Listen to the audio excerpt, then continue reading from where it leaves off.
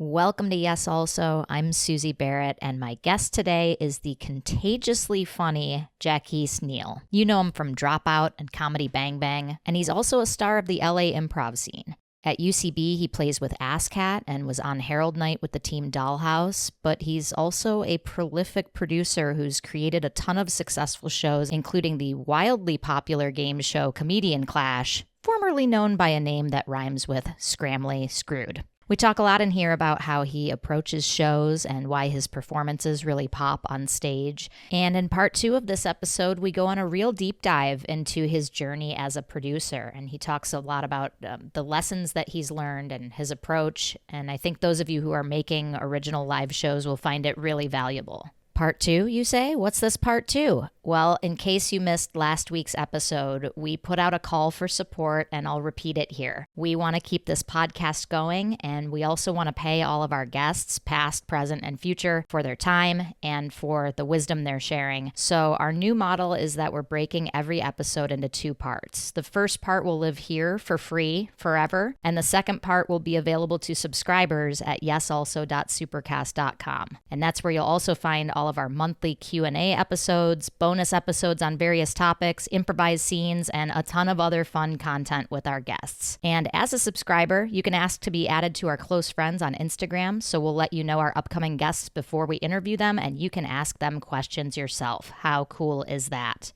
If you have found this podcast at all valuable and it's a resource that you'd like to keep going, we do hope that you'll head over to yesalso.supercast.com and become a subscriber. And if you want to support but you don't have the resources, you can help us simply by becoming a subscriber on YouTube. Apparently, if we get to 1,000 subscribers there, we can start monetizing with YouTube ads. So that is an easy, free way that you can help us out a ton.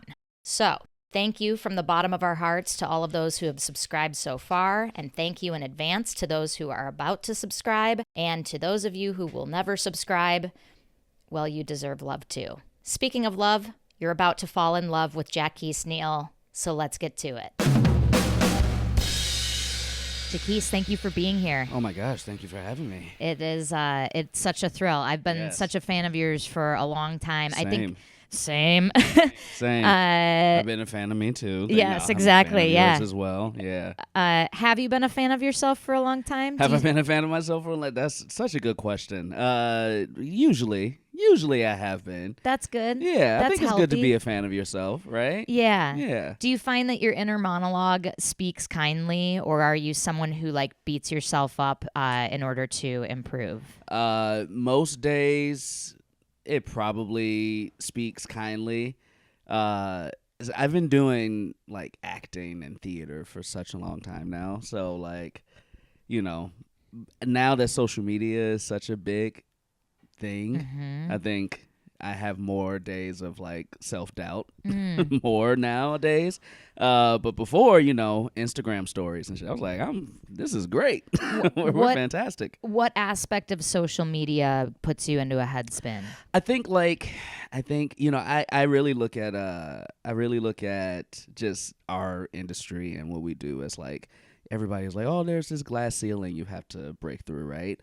And everybody's like, oh, you break through the glass ceiling, you're on the other side. And I'm like, no, this is like a multi-level high-rise building. You break through the glass ceiling, and you're just on another floor with, it's you're the same on the apartment. bottom again. You're on the bottom again, and you're just on another floor. So I think seeing everyone's successes or things like that, when you are like, man, I would love to be doing something, playing the comparison game. Yeah. So that can be a little meh, which is why I'm muting everybody. Yeah. I'm muting everybody, which I don't. Except people in the industries that I have so your whole feed is potters and pencil carvers. Exactly. And grave diggers. People I'm like, oh, I'm doing better than that. No. Right, yeah. Their glass ceiling is a floor Their that they glass dig ceiling through. Is down under 6 feet under. Yeah. Talk to me about your origins. You just mentioned that you've been acting and doing theater for a long time. When did that start? And that started junior year of high school. When it really started. Chicago, right? Chicago, yeah. So I not Chicago the musical, just to clarify. No, you grew up in I Chicago. I was me and Queen Latifah. which was around the same. When did Chicago Music come out? 2003. Somewhere around then. That's when I was a junior in high school. So yeah, me and the Queen and who else was in that movie? I just saw that movie for the first time like 3 months ago. Oh wow, which is crazy. Yeah. Have you ever seen the stage version? No, no. So, yeah, I hear it's great. It's a fun show. Yeah, the movie was fantastic. I loved it. Yeah. I never thought I would like it. Renee Zellweger is that who's in that? Renee Zellweger Yeah. and who's married to Michael Douglas? Catherine Zeta-Jones. Yeah, there we go. Anyway. Tangent. What a tangent. What a tangent. Yes, Chicago. So I wasn't really doing anything, and I'd always performed in like talent shows and shit like that when I was a kid. And then I got arrested for selling weed when I was 16. You know, like we do. You know, because we have to keep society safe, society and safe. A high teenager, you know, it's just giggling about. It's just terrible. Is you know, a black spot on society. Yeah. So I got arrested, and just kind of after that was kind of removing myself from like circles that I had been in like previous to that, and was bored. And then talked to my guidance counselor, and he was like, well, what do you want to do? Like, because at that point, I was so bored of school. I was always like an honor roll student, and then I just hit a point where I was like, this is dumb. And, like, I'm not the type, I don't ever need to study. I don't ever need to do any shit like that. I just pretty much, like, it clicks for me. But because of that, when I'm bored, I'm just like, whatever. So I wasn't doing anything. And he was like, well, what do you want to do, man? Do you actually want to go to college? Blah, blah, blah. I'm like, yeah, it would be nice. And I was like, well, I guess I like making people laugh. And he was like, great, we're putting you in theater arts class. Good counselor. And in the midst of that, I got arrested. And I was just kind of like at the crib, not doing anything. And I was like, I'm going to audition for the school play. Oliver Twist. And I got it. You booked I booked it. I booked it. I got it. What'd you book? That was it. Mr. Fagin. Ah, yes. Mr. Fagin. That was my first ever play. You've got to pick a pocket or two. Oh my gosh, it was so great. Oh my gosh, people hated me when I came into the theater department because like I was wearing like throwback jerseys. I had braids and earrings, and I'm here with all these theater nerds, and I'm just walking in like, "What up?" And then it's like, "Who the fuck is Fagin's this kid?" in the house. I know. And then like, you know, these are the director's words, like you're so naturally talented, blah blah blah blah blah. And so they was like, who is this kid coming in? We've been here for 3 years, and this little kid coming in getting lead roles and shit. It was my turn. They were so mad. But then I loved it, and I was like, this is fun. And then the next year, I was like, I'm going to do it more. Little Shop. Oh, Little Shop is such a fun show. And that's what made me fall in love with it. I want to talk about that, but I want to just pause and say, like, this sounds like the plot of a movie. Like, people you know have told what I mean? me that. Yeah. Yeah. Like, just the career path starting from like, you know, that record scratch. Let me tell you how I got here. Right. That's what my life is. Right. It feels like, yeah. And it seems so Disney movie or Hollywood that like the kid who's like maybe leaning a little bit thuggish or a little bit like, you know, leaning into a problem area got arrested, but now he's gonna find theater. Because at that point I was rapping. I was making music. Yes. I was signed to a label in Chicago. Really? Yeah, like it was, my life was completely different. But like I wasn't like a troublemaker or like getting in trouble or anything. And I didn't mean to imply that. No, just in not the at all. writing of this movie, like that is what the movie is. Yeah. 100%. Yeah. And so this was like, I was like, this is dope. Little Shop of Horrors. I was like, oh, I think I want to do this. Yeah. So I like went to college. What did you fall in love with during Little Shop, and why that and not the previous play? I did like the previous play, but I think Little Shop was what I was like, oh, like I feel comfortable here. Like, because the first play, like, you know, I was still around a bunch of people I didn't know. Bunch of nerds, a bunch you of can these say it. theater goddamn geeks. And then by the second time, I was like, oh, these are actually becoming friends. I get it now. You know, you go through the first process of memorizing and, you know, what it actually means to put on a production and act and yada, yada, yada. I was like, oh, I get it. And Little Shop is Little Shop. It's great. Yeah. It's one of the best musicals of all time. So I think what made me fall in love with it was just I was having fun in a way I had never had fun before. And then I saw Wicked that same year, and I was like, oh, I want to do this professionally. Wow. Like this is what I want to do, like for my life. Like this is it. I love that you had that moment where it just became so crystal clear it was to so you. crystal clear to me. Yeah. It was so crystal clear. Like this is what I want to do. This is my career path. I'm going to college for it. I want to be an entertainer. I want to be an actor. Did you have a specific vision at that time where you like, I want to be on TV, I want to be in movies, I want to do musicals? At that time, it was just theater. I want to do theater, which I also like kind of knew that meant like TV and film and shit like that. But like I didn't have a barometer for that. Not until a couple years later, but it was mostly just theater. Broadway into TV. Chicago theater too, which is a pretty great theater. It's a great theater scene. One of the best. Yeah. So that was that. Yeah. Yeah, and it was perfect. So then where was school and what was your theater? I went to Columbia in Chicago. Amazing. Yeah, which was dope. I got to learn under all these people like Sheldon Patinkin. Who was one of the co-founders of Second City. Like he was there in the beginning. And, you know, just all these great theater actors, directors who have been working. And then, like, just other great people, like, you know, peers and stuff like that. So I loved it. I got to do so many dope things. I got to do Shakespeare and, you know, more musicals and just all types of, like, shit that I was like, I'm in it. Like this is my path. As a rapper coming into the world of Shakespeare, did you find a kinship with the like his meter and what he was trying to do with all of that? Probably not. Probably not. I'm always curious when like musicians or rappers or poets come into Shakespeare. Yeah, like if they find it easier than someone like me who's like a dunce with it. Right. I did. You know. I don't think I found it easy, like, oh, this is easy. I get it.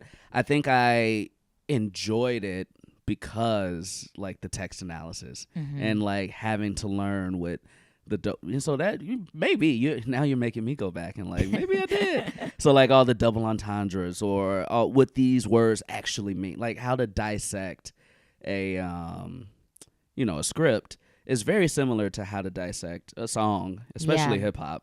Where it's like, what does this mean? Or what are they saying? Or what are these metaphors? Or what is this, that, and the other? So for that reason, it was very, it felt like home. And in that way where I was like, oh, the process is what I love the most. It's like two things. It's like two layers in one. Yeah. You're acting the show, but you're also like digging into what the hidden meanings so are deep and into it. Lyrical. Yeah. Those are my favorite parts of the show. Like the show is great. Well, obviously the show is great. And the performing. I love the stage. You know, most entertainers have some form of narcissist like attributes where we just love the adoration of people, you know, seeing us perform. So I love all of that. But the process is like, that's what I fell in love with, like during theater, which is what also makes me get tired. Like when I am tired of the process, then I know I'm like, I need a break. Yeah. I can perform all day, but the process is what. Yeah, interesting. Interesting. Yeah. And in theater, it's so much more intense than film. Yeah. Or I guess it depends what film you're doing. And if you're right. Daniel Day-Lewis or me. But right. yeah, the breaking up of films into little scenes or little chunks that you can do versus the process for a show and diving into a role. And so fun. When did improv enter the scene? So improv actually entered the scene kind of in college. I mean, I'm in Chicago, right? Sure. And Second City is very, intertwined with our theater program because of Sheldon. And so I was doing it, and, you know, I enjoyed it. It was fun. The teachers loved me. We had our class shows at Second City. And a couple of the instructors, I can't remember their names anymore, but who taught at Second City was like, you should do this. Like you will be on stage in no time, but you still got to go through the conservatory, you know, which I was like, okay, whatever. But right out of college, I booked my first professional play. Ooh, that feels good. And I was like, spend money or make money. I'm gonna go make money. Yeah. And so I did not do improv at all. Not like after the couple improv classes in Chicago, I did not do improv at all. Was doing theater, booking some commercials and things like that. A couple small roles on like TV shows, but like I moved to LA. Oh, in just 2012. really quick, just because I also lived in Chicago for a time. Was this a Yes. Goodman show, a Steppenwolf show? I've done shows at Steppenwolf. Amazing. I've done shows at ATC, Adventure State Chicago, other little black boxes. Yeah. At that point, you were probably, when were you in Chicago? 2000 to 2003. Okay. All right. So this was 2008 to 2012. My time frame there. Right when I moved to I had done like a lot of really dope shows, and literally the year I moved to LA, 3 weeks after I moved, I got an offer to do a show at the Goodman. Oh. Like I had hit offer status. Oh. Right when I left Chicago. For the listeners, an Yes. offer is like you didn't even have to audition. I didn't have to Someone audition. is just seeking you Yeah. out, like you're the Matt Damon of It this was project, and they want to get you. crazy. Yeah, wow. Which, like, you know, that's the goal in theater, like, and especially at the Goodman, you know, which I was a play directed by Chuck Smith. I don't know Chuck Smith. Black director, worked with August Wilson a lot. Wow. Back in the day, so he was definitely a bigger name. Mm-hmm. And I had a class with him, and he had seen my work and stuff, and like requested, like, you know, told the team to reach out to me for a role. How incredible! And I was like, "Fuck." And you were here and do couldn't that? go back. Yeah. Yeah. At that point, I wouldn't have gone back, even if I could have. 'Cause Right. I'm like, I'm going to LA for TV now. Yeah. Which now I'm like, I should have went back. And you dramatically Yeah. spray painted. See you never, Fuck Chicago. you. Fuck you. Yeah. You missed me, hoes. Yeah. You missed me. And I was Yeah. like, don't ever talk to me again, and he hasn't. I don't actually know if he's still alive, which is sad to think about. I should see if Chuck is still alive. See if he's still I alive should see and if be Chuck is like, still alive. is that offer still Is that good? still- is that offer still good, Because LA's a little quiet right Yeah, now. I'm So, down to come back. Okay, so you get out to LA Yeah. with the dream of TV and film. Yes. When does improv re-enter your life? So improv re-enters my life, almost enters my life again out of boredom. So I was here for like 2 years, like a year and a half, 2 years. I was doing like a web series. You know, I was doing well in Chicago-ish. But the one thing you don't know when you move here is like, oh, you have to start over. Yeah. You know, and I didn't really have a barometer for that. I thought I'm going to hit the ground running, blah, blah, blah, and I did not. Right. You're going to hit the ground running. It's just ground zero. Yeah, it's ground not, zero. It's not floor Exactly. 10. Yeah. Exactly. You move into a new high-rise building and you're on the bottom floor. You're in the basement. Now. Nobody knows who you are. Exactly. Yeah. Which, like, I knew that in a way, but I just was like, you know, I have an agent, I'm auditioning, blah, blah, blah. But just the starting over process was, like, foreign to me. Yeah. And so out of boredom, I was like, I miss the stage, but I don't want to do theater right now. Like, what should I do? I was like, well, I always liked improv. I guess I'll take a class. And it was literally, that was it. I guess I'll do this thing. Yeah. That was it. I was just like, I'm bored. I want a community again. You know, I miss the community of theater. That's the thing I love most about theater was the cast and hanging out. Yeah. And shit like that. So I was like, this feels close enough where it's not as big of a commitment, but like I can still be on stage and perform and like, you know, have an audience and like maybe meet some friends and shit like that. So And have you maybe met some friends? I met two. I met two. I met a couple. Depending on the day, one Depending and a half. on the day, 1.5, Yeah. depending on what they say. So where- yeah, that was it. Where were those first classes? Was that UCB? At UCB. Amazing. I've been trying to rack my brain for years about why I chose UCB. Because Second City and IO were here Right. in 2013, 14. And like coming from Chicago, like that's, you know, Second City IO is. Right. But for whatever reason, I was like, I don't. It might have been like seeing the same reason that everybody like takes classes at UCB probably. Like I had seen people who were on television at the time were doing stuff at UCB, Yeah. possibly like Lauren, who's a good friend of mine now, Lauren Lapkus, and she was on Orange is the New Black, I think, at the time. And and I don't even know if that's why, but for whatever reason, I was like, I'm gonna do UCB. And that was a real hot time at It UCB. was, man. Those like early mid-teens. It was crazy. Crazy. It was crazy because like it was also my first teacher was Drew DeFonso Marks. Mm-hmm. That was my one-on-one teacher. And it was crazy because like UCB was changing at that time. Like Sunset was on its way. Because I think that opened in 2015. Sounds right. Yes, and my first classes were in some other undescript building. Right. Yeah. When in the early days of UCB here, they would rent spaces in different buildings around town, and so your classes would kind of be in different locations. Just different locations. Yeah. But that was also kind of, at that time, that's when, only half a black person was on the team. And like, but that was starting to change at that point.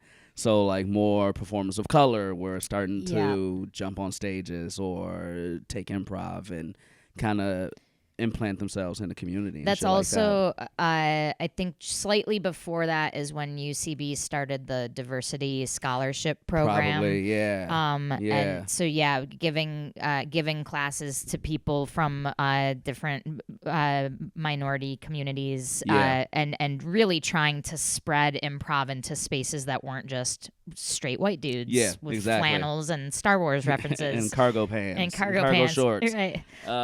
No offense to Alex Berg. No offense, Berg, but we love your cargo shorts. So yeah, that was it. And it was a really interesting time, and the theater was growing because we were starting to get new spaces. So like mess hall became a thing like around 2014 or something like that. And so within a year-ish of taking classes, I got in the diversity scholarship, and I think I started using it for like 301 and beyond. And like, within a year of my first class, I was on a mess hall team. Yeah, that's great. For the listeners who don't know, that was the UCB had such an overflow of talent at that point that it was just impossible, and still is impossible to get every good person on Herald teams. So it was like, okay, mess hall at the time. Sunset was new, the UCB space on Sunset. And they had this, it was called the Inner Sanctum, but it was this large room full of couches that looked almost like a cafeteria, but like was lit and cool, had stage lighting. So they created mess hall teams that would perform there. And it was its own Herald night, basically. It was basically Herald night. Just also just an ass of a place to perform, but like terrible room to perform in. But I appreciate, and that was also when the indie scene was going crazy. Yes. Like this is, I'm completely out of the indie scene now as far as improv goes. So I say this possibly ignorantly, but the bubble did burst a little bit. What it felt like it was when in like the mid-teens. It's coming back. That's I love roaring back. Like, that's great. I feel like it's bigger now than ever before. That's so good. Yeah, I love it. I mean, there are like the new schools and things like that. So I think that's really dope. But like Clubhouse was popping at the time. Yeah. All these other spaces that I can't even remember the names of anymore. Room 101 was doing the show at the Complex. The Complex. Yeah.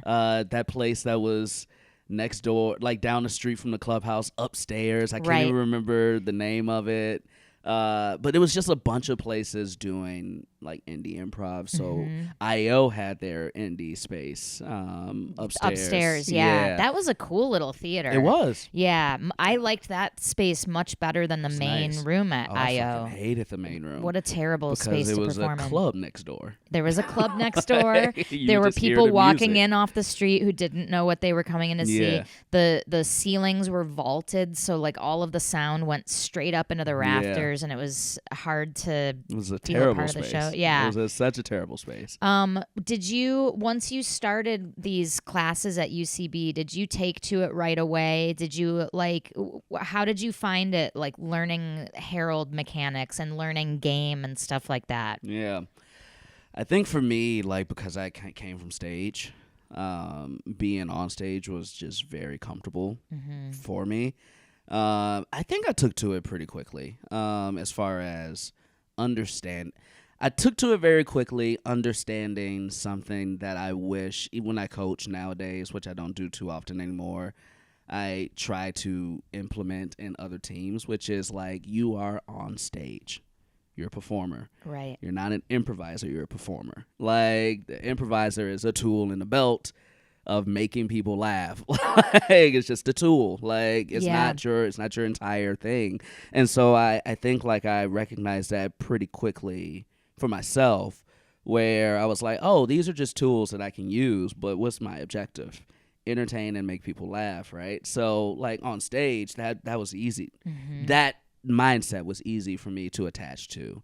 And so I think whatever I could pull to make that happen, and I'm not saying like improv is easy, it's not. And learning like the math of improv is very difficult, as far as just like learning how to use this tool.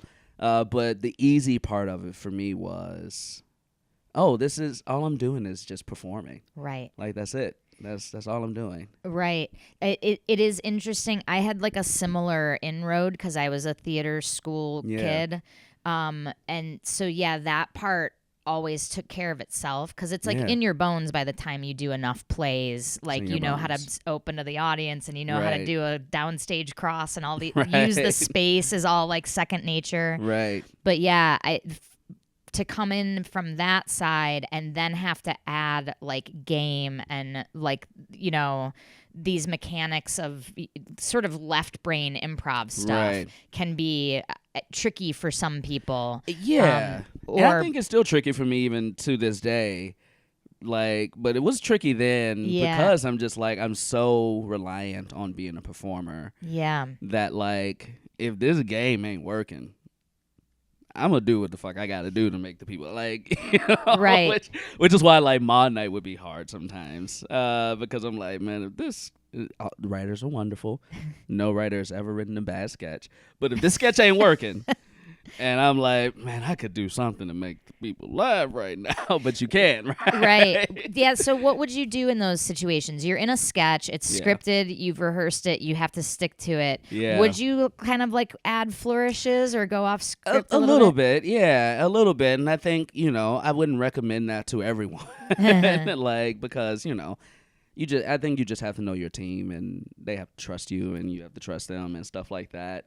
I also think when I was on Mod Night, I had already been on Herald Night and like things like that. So I was also kind of, and I, you know, egotistically had been doing theater for most of my life, adult life at that point. So I probably came into it with a little bit more like, yeah, who's gonna say anything to me?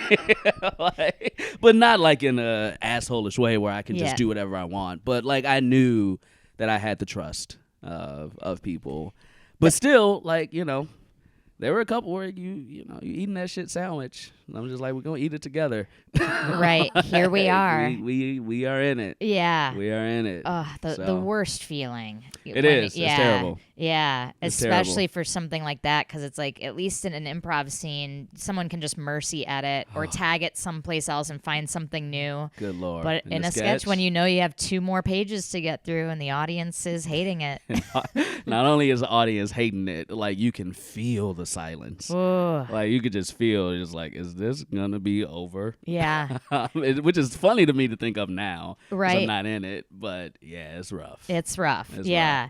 Talk to me about what you would tell if you were coaching someone and in improv. Yeah. What would you tell them to add in that you've learned from like your acting days? Mm-hmm. What can they sprinkle into their improviser work? Yeah. I think for me, like, as an actor, and here's the thing, not everybody's an actor who does improv. You have writers, which is why I always I try to be clear and be like, we're performers, right? That doesn't mean you're an actor, but you are performing, you know, in a way. But from an acting standpoint, I think, like, for me, what I try to tell people to bring into, like, the improv scene is mostly, like, what your voice and your experiences And how that translates on the acting landscape is mostly just, you know, like, here's a better way to say it. We've seen a million buddy cop movies, scenes, blah, blah, blah, blah, blah.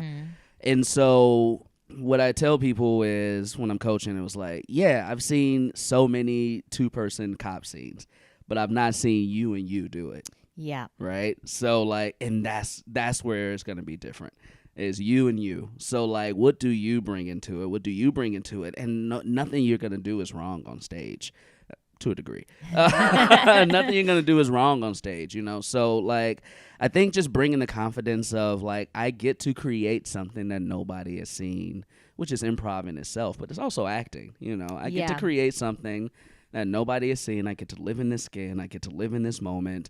And so, you know, if you're ever just struggling or on stage and you're like, I don't know what to do, it's like, live in the moment and just like make a big ass choice. And from an acting standpoint, just commit. Like, that's all it is. It's just a commitment. Which is, I'm not saying anything like, you know, groundbreaking, but it's important to it's hear. Very important. Yeah. And it is speaking to like, nobody has done this like, you haven't done this. It's like people who haven't had you as a teacher or a coach. You might be explaining these things in a different way. You might have your own specific thing. Like, I love that that piece of wisdom about like, you're bringing yourself to the scene and you're being in the moment. And if you are intensely doing that in a committed way, it's gonna be unique and it's gonna be compelling. It's going to be. Yeah, because nobody else is you. Right. Like, that is literally the only thing that no one can be is you. So correct. Like, everything else you may do on stage, anybody can do it. But like, your mind processes, or, you know, I am going to be Jacquis, not like I'm just going to be Jacquis on stage, but I'm going to, like, nobody can predict what I'm going to do in the next moment but me, because I am me, right? Right. And so I think having that mindset has really helped me at the very least. Yeah. Yeah. And you in particular have an immense amount of confidence and trust on stage. Like, I've seen you commit to the reality of a scene through long stretches where it might not be getting a laugh, or we're finding something new, or we're waiting for the next iteration of the game to like show up while it rests. Yeah. But you are in that world. You're just holding it. You're holding that character. You're listening to your scene partner in a really like intent way. Yeah. It's amazing to watch, and it's amazing to be a part of. Like, it's such fun. a gift to your scene partners. Thank you. Yeah. Yeah. You've drilled me into some moments where I'm like, ooh, I'm in this world now because of the way he's looking at me, and you know, it really fills it out for me. So that's fun. Thank you. Yeah, it's cool. Thank you. Yeah. I remember years ago, I might have told you this story, but the first time I saw you perform was when I was sitting in on a Boom Chicago audition, when they had like come back to audition actors to go over, I think. Yeah. And to me, you came out of nowhere. I hadn't seen you perform before. Yeah. And I remember after you like left the room, someone was like, well, he is insanely watchable. That's fun. That's nice to hear. Yeah, watchable as hell. Is like, yeah. But yeah, I think for me, the fun part of being on stage is, you know, I have fun on stage, right? And like, I'll get caught in moments where I'm like, I don't know what the fuck is going on, or like, you're trying to do the math of the scene and stuff like that. So I get caught in that often, I think, like most people. But for me, I love playing like voice of reason characters, for instance, because you're just the voice of the audience at that point, right? And I don't love the notion that like the game is only coming from like the unusual character. Like, I can have a game as a voice of reason character too, because, you know, I am just the voice of the audience at that point, which is why, like, I think like it's easy to watch those type of characters, because you're just speaking for them, right, in a very fun, interesting way that they can't do because they're polite audience members who aren't shouting Right. on stage and stuff like that. Yeah. Yeah. Because it's not a movie screen where they have Right. the permission because the actors can't hear them. Can't and hear yeah, them. right. Stuff like that. But yeah, I love when people describe it that way. Like you're giving voice to this, like they have this frustration or this thing that they've noticed, and for you to call it out and announce it and put a pin on it for them is like such a relief almost that they kind of I think yeah. Talk to me about let's continue moving through your journey. The journey's fun. The journey's fun. Yeah. Memory lane. So you get on a mess hall team. Get on a mess hall team. At that point, I was on a couple of indie teams, important indie teams. My first team, Retirement Zoo, was our Retirement name. Zoo? Retirement Zoo was our name. It sounds important. It sounds important. That was one of my favorite parts of improv, was just, coming up with stupid team names. Yep. It was always fun. A time-honored tradition. Time-honored. I don't even know how we got there, but that was my first ever indie team, and we hit the ground running and did shows and all the good stuff. And I was like, okay, this is fun. But my big indie team was Some Kind of Monster. And most of us came from our 301 class. And I don't know if you remember this at all. We were the team that would do the Law and Order improv form. With the dun dun, with the chyron of the, Yeah, we would do that, and we would do a Law and Order. And I think that is what made me really fall in love with improv, was that team and that process. Because that's what also kind of gave me not the confidence, but kind of we're gonna be on those stages. We're gonna do this. We're gonna do that. I remember there was someone who was originally on the team when we were struggling, like most indie teams do. And he was just like, I'm going to bail out. I just don't see it. And I was like, okay, that's cool. And fast forward 3-4 years later, we're doing a Law and Order with Chris Maloney. Wow. So it's just and I was like, I knew this was going to happen. You fucking missed out. You missed out, bro. When you say that you were struggling like teams do, what do you mean? Describe that. Not funny. Not funny. Having rough shows. I think also just kind of going through the growing. There were many times where people were like, why don't y'all just do regular improv, right? It was like, no, man, everybody's doing regular improv. We want to do something different, right? But going through the growing pains of trying to figure that form out, because we built it from scratch, so to say, was difficult. We would go through shows and look, again, I'm a performer and I don't love being on stage when we're sucking. And so we would go through times where you would have an entire 15 minutes and nobody laughed, you're just missing all the things, because we were doing it in a hard way. We were not only still learning improv, we were also trying to implement this crazy fucking form. Right. So it was almost double brained, where we were, you were walking, chewing gum, patting your head and rubbing your stomach. So, which I think made me a better improviser, because I had the confidence that we'll get it. Yeah. We're gonna get it. I'm so curious about that you you had this spark and this drive and this vision that you were where does that come from? What was the knowing in you that drove you forward? That's I try to think about that too, because I'm like, why did I we're gonna fucking do this. Some other dude quit. It was enough to drive someone else out. And and if you ask people on that team, they will tell you Jacquis was the driving force behind getting us on the. And I'm not saying I was the only one. We all were a collective team, but I was always the one I got on mess hall and I was like, I'm going to use that little bit of clout to get my way into talking to other people to be like, can we perform on your show? Can we perform on your show? Can I produce this show? Which I do producing a lot, but it started with that, where I was like, I think what it is just I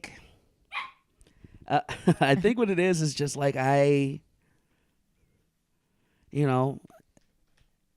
like no is not necessarily an option if it's something you want. Mm-hmm. I think.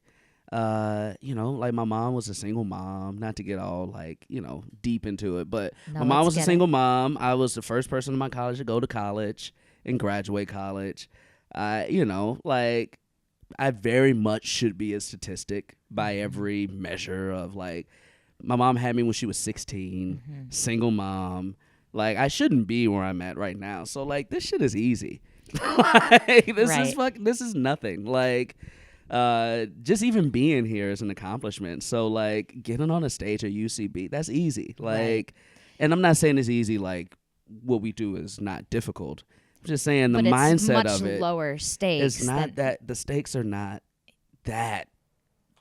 The gravity of the stakes aren't that big. So if it's like, so it's just work. Yeah. Like that's all it is. It's just work at that point. And it sounds like you had a lot of perseverance modeled for you as a kid and in your own life, where it's like, okay, if nobody else in my family has gone to college, but I can, and I'm going to graduate and then have immediate success. It's like, that's kind of reinforcing to you. Like, it's just a matter of like, put your head down and work on it and get better and do it. Yeah. I think that's all. I mean, I have a tattoo, a quote from my mom, who she said it to me when I was a kid, and it's always stuck with me. And it was, "Do what you do, and do what you do best." And the example she gave me is, I never care what you want to be. If you want to be a gravedigger, these were her exact words. If you want to be a gravedigger, just be the best gravedigger you can be. And like it wasn't like a go out there and you have to be the Michael Jordan of it. It's just like, if you are giving your best, then like the rest will come, right? It doesn't always mean you're gonna have success or you're gonna reach the top or anything like that, but I think just my mindset with that in particular, like the team aspect or doing the things that we want to do, is that if you just are giving your best, giving your all, and you don't forget that, like the rest of it will come. Right. Whatever's supposed to come to you will come. And then there are some shit you can make happen too, which is a dope part of this. Important thing to remember when you're having those social media moments of like comparing your stuff to whoever else is having a perceived success. It's like, if you're doing your best, like your successes will continue to come at their own pace. But you got to keep doing your best. You got to keep doing your best. That's what you can do. Yeah. For part 2 of this episode, head to yesalso.supercast.com and become a subscriber. We'll see you there. If you like this podcast, you can support us and get a ton of bonus content over at yesalso.supercast.com. If you have a question about improv that you'd like us to answer on one of our future Q&A episodes, send it on over to yesalsopod@gmail. Remember to follow us on Instagram at yesalsopod, and keep sharing us with your improv communities. We love the love. If you're a theater who would like to host us for a live recording and improv show, let us know at yesalsopod@gmail.com. A huge shout out to Ryan Rosenberg, who produced this thing with his generous help and his unlimited knowledge about all things podcast. Thanks for listening, and we will see you next week. No, we won't, Susie. That's not how podcasts work. They won't even see us. They will listen to us. So it's actually the opposite of both things you said. Thanks for listening, and you will listen to us next week. Maybe. We don't know.